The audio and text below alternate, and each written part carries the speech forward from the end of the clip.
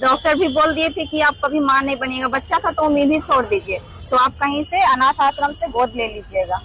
सब ताना देते थे तुम कभी माँ नहीं बनेगी, बांझ है, ये वो डिस्टेट सब। शादी भी मेरा टूटने के तगार पे आ गया था। तो मेरी सास बोलती थी दूसरा शादी कर देंगे अब बेटा को, ये बहू को अब नहीं रखना है। पूरा बहुत ज्यादा एकदम टेंशन में रहते थे। 6 महीना तक तो हम लोग अलग ही रहे। कैंसर जब हुआ तब भी डर गए होगे?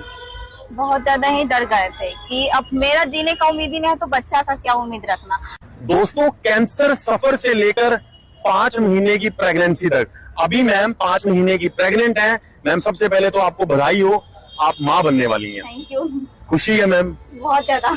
शादी के कितने समय बाद ये खुशी नसीब? 7 साल। 7 साल बाद। मैंने सुना है कैंसर हो गया था आपको? हाँ, 2 साल तक मेरा प्रेगनेंसी कंसीव हो रहा था बट मिसकैरेज हो जाता था। फिर ठीक ही नहीं हो रहा था। फिर 2 साल तक मैं कंसीव नहीं कर पा रही थी। फिर सारा टेस्ट करवाई तो उसमें पता चला कि आपका यूट्रस कैंसर है।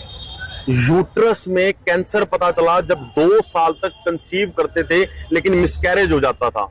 कितना दुख मैडम, पति और आप बहुत दुखी होते होंगे, रात को रोते होंगे। डॉक्टर भी बोल दिए थे कि आप कभी माँ नहीं बनिएगा, बच्चा था तो उम्मीद ही छोड़ दीजिए।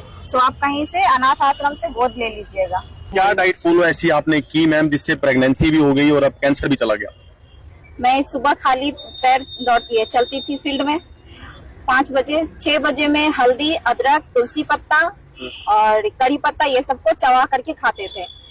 फिर 8 बजे में जूस पीते थे, ये काढ़ा पीते थे, डिकॉक्शन वो हो गया डिटॉक्सिफिकेशन वाला। हाँ, 7 दिन पीते थे अमरूद का पत्ता और 7 दिन पान का पत्ता, पीपल का पत्ता, कड़ी अमली वगैरह, हाँ अमला उमला ये सब का सबको पीते थे।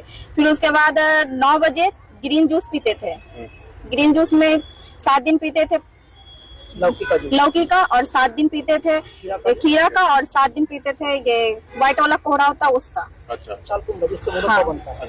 तो मैम इतनी खुशी होगी परिवार में, कोई सोच भी नहीं सकता। ऐसा लग रहा होगा कि दुनिया मिल गई।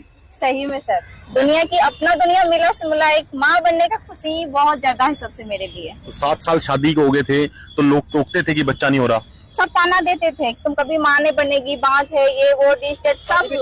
शादी भी मेरा टूटने के तगार पे आ गया था। तो मेरी सास बोलती थी दूसरा शादी कर देंगे अब बेटा को, ये बहू को अब नहीं रखना है। पूरा बहुत ज्यादा एकदम टेंशन में रहते थे। 6 महीना तक तो हम लोग अलग ही रहे, कोई बातचीत नहीं होती। तो ऐसा नहीं होना चाहिए। अगर मान लो मैम ठीक ना भी होती तो किसी किसी भी पुरुष को अपनी जीवन संगनी का साथ नहीं छोड़ना चाहिए।